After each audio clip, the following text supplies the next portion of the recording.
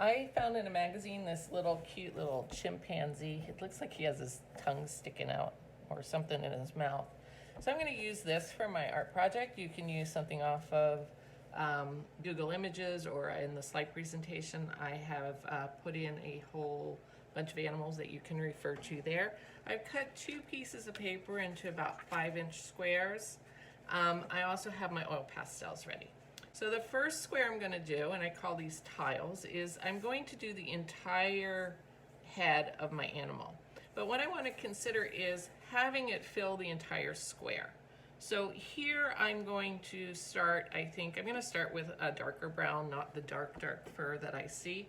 And I'm just going to kind of rough in the shape that I want to see in my square. So I'm trying to get the full head in my square. And his head is bigger than his little face there, and he kind of comes down and goes off the page here. So it looks like a funny shape, but you'll see as I start filling it in, it'll get more refined. So I have the overall area, and I have 2 edges of my square touching, and then 2 edges are coming near the edge of my square. So I don't have an image tucked way inside my square. It's expanded all the way out.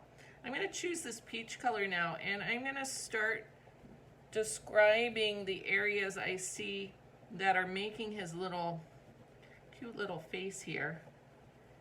And I'm just kind of starting to lay in my shape, so I haven't really added very much detail yet, but I'm just kind of trying to see how it's going to start taking shape.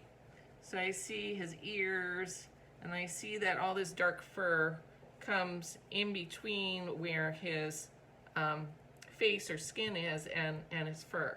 So this is a really dark fur. It's not quite black, and I don't have a brown that's quite the right color, so I'm going to layer both of these colors directly onto my square.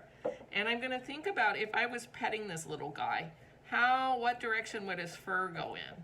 So it would probably go out and up, around, and maybe curve as it goes over this part of his skull.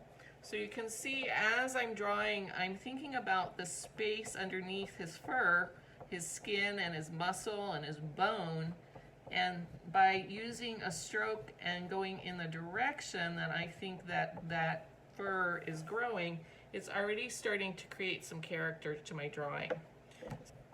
And now I can come back to this area that is actually going to be his face. He's got pretty big eyes here.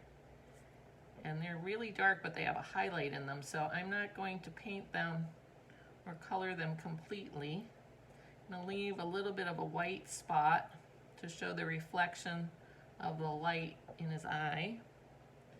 And then it's a little bit darker in his eye sockets. I'm looking closely at my photo now and changing some color here.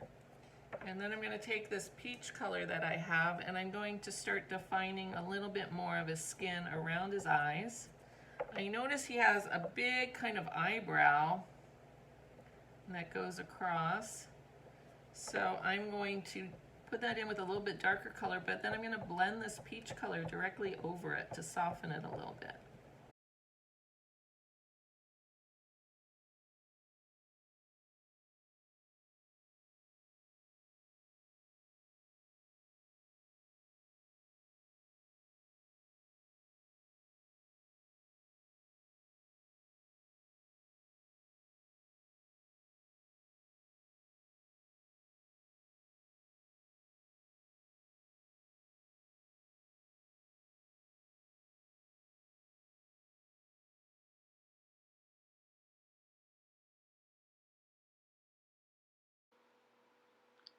Hi guys, now what I'm doing is I'm adding my viewfinder and I'm moving it around my picture here so that I can find the most interesting abstraction or magnification inside of my viewfinder. Once I do that, I'm then going to draw that part that I find most interesting onto my second square. Now I'm moving it around even further to see which is the most interesting shape that I can find in my viewfinder, negative shape and positive shape. And I think I'm going to settle on this one here.